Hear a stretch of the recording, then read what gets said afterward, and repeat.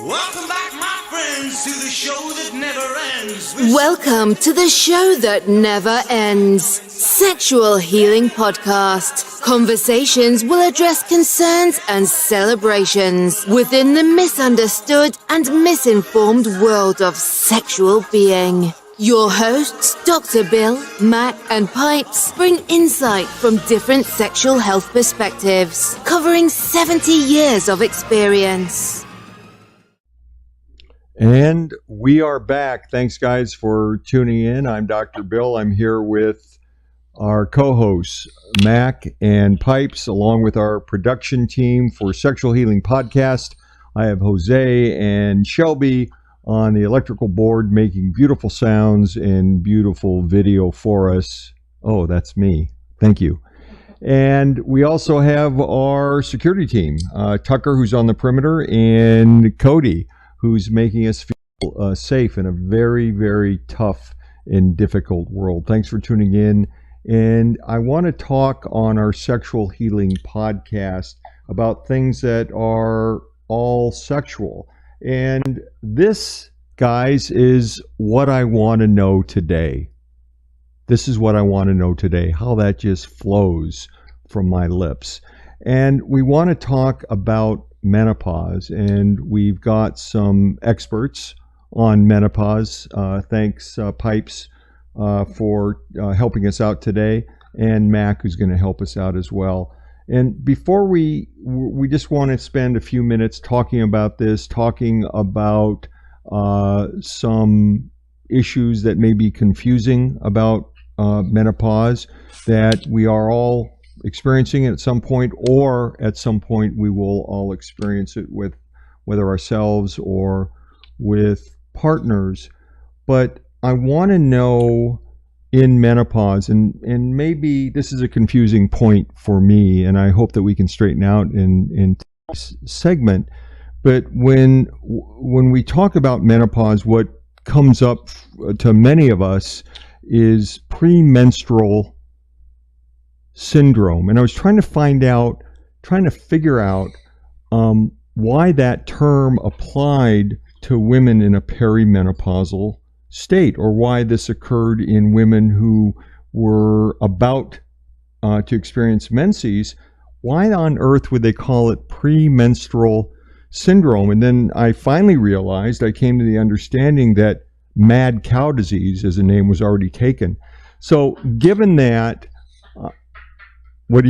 can we have a little decorum here, guys? We want to talk about menopause. Tell me what you think about menopause and what the hell's going on, Pipes. Tell our listeners about this. What I think about menopause, I think menopause sucks. In a nutshell, I can say that. And there you have it. Thanks. Tune in next week, guys, for our expert's opinion. Everyone wanted to know about menopause, but we're afraid that it sucks. No, I mean, menopause, obviously, is the rite of passage for us women as we get up into our older years. And the thing is you've got three different parts of this lovely journey. You've got the perimenopause part, you've got the premenopause, and then the postmenopause. And I think I've been in all three for the last 20 years, just depending on my mood and what hot flash is hitting me at what time. So menopause is as you actually stated, and I appreciate you saying that even if you're not experiencing it, you're still experiencing it if you've got a significant other of the female persuasion. That's the hot flash talking right now, so it's all right. We understand what you're saying. It might be, because it does happen at the worst times for sure. So, menopause is just this rite of passion for us as women. And,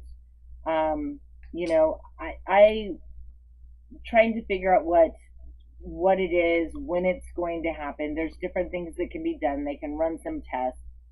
There's actually over-the-counter tests that you can take to see where you're at in the process. I don't know how good they actually are.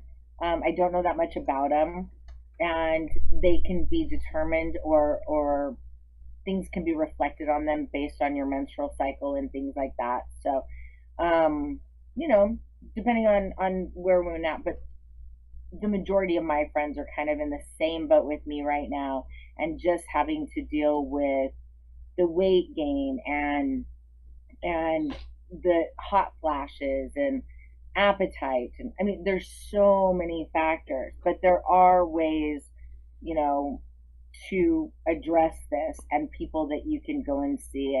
And Bill, I know you deal with a lot of female patients. I mean, how do you, what's your interaction with your female patients when they're coming in saying, I just don't feel right, something's wrong here? Great question, and let me turf to Mac for a moment when we talk about menopause, and I want to address that specifically, Pipes. But can you give me kind of a nutshell definition of what's going on as a non-physician, but certainly someone who's been in the industry of sexual health for decades along with us? Can you give us a kind of a synopsis of what menopause is? You talking to the guy or the girl? The guy, the guy with the hat. Well, I don't know what menopause is. I just know it's a phase of women that you know, that they go through. I know that you know, when the hot flashes happen, you can't turn off the air conditioning higher because they'll go into a cold spell. So you know, it's kind of hard to manage from a male's perspective sometimes. I don't see mood changes or anything like that. But you know, when people are in menopause, and because of my experience, I think of how it relates to sexual health. And sexual health is, I think, is what we're here talking about, and how menopause plays a part of that, or is needs to be considered when you're, you know, at our advanced ages. You know, if you have a loving relationship, you know, intimacies will always be there, hopefully, and it'll help you manage through the menopause phases. Back to Pipes real quick. You know, you mentioned the three phases: peri, pre, and post. What's the difference from peri and pre? To me, they're the same thing. I think from my understanding you're not in full menopause. You're building up to it, but you're starting to have minimal symptoms, and then those symptoms just continue to get more intense. The hot flashes are more intense. The weight gain, the just imbalance of hormones, and you know, our estrogen levels. I think what it is, maybe more on a medical fact, and Dr. Bill can speak to this, is your levels, like your estrogen levels and your testosterone levels in your body.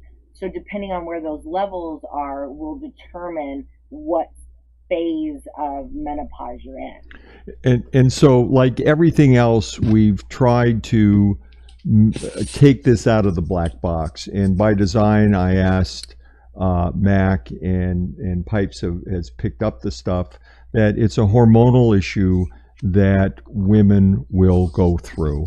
And there is a spectrum of pre, peri, and post. There's a spectrum of complaints. It doesn't mean that all of a sudden I went from a lovely husband to a piece of crap that needs to wear a bulletproof vest to bed. It's not an on and off switch. There is a spectrum and development and continuation of symptoms until it is either addressed medically or is no longer an issue.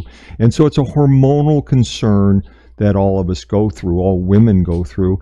And it's something that you don't have to suffer with because it's such a common complaint. Speak up, talk to your doctor, and don't let them just say, oh, it's your age, honey, don't worry about it. There are things that can be done. And remember, it's not just people in their 50s, 60s, and 70s. It can be women that for some reason had underwent a surgical procedure to remove the ovaries. And the ovaries are the organs in women that produce 95% of, or about 50% rather, of the sex hormones. There's an adrenal gland that has nothing to do with that right now in our discussions, but hysterectomies where they take the uterus and the ovaries, which is really the organ that offers testosterone and estrogen. So there are surgical menopauses that can occur, natural development because of age where menopause occurs, or because of certain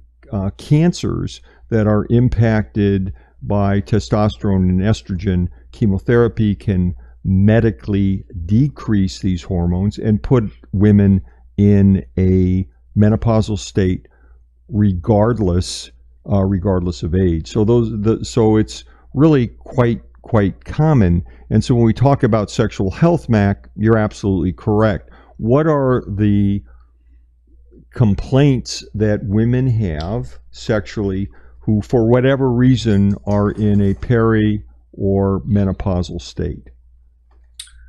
I think from what I've witnessed is a low libido. Okay. Libido just not as low interest. Sex. Okay. Low interest. We definitely have vaginal dryness that happens.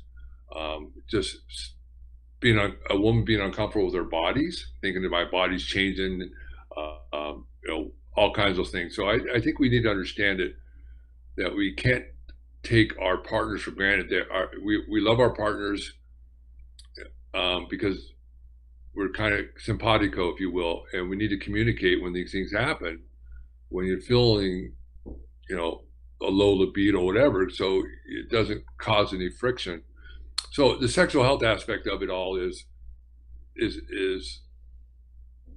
a low libido, vaginal dryness, a little bit of discomfort, and the solution is you got to be able to communicate these problems to whether it's your significant other, your physician, just so you don't go through them by yourself. So Pipes, Mac has done a great job in identifying it. What can you add? As you're identifying as a woman this segment, right? So help us out. What else would you add to his description? Just this segment as a woman.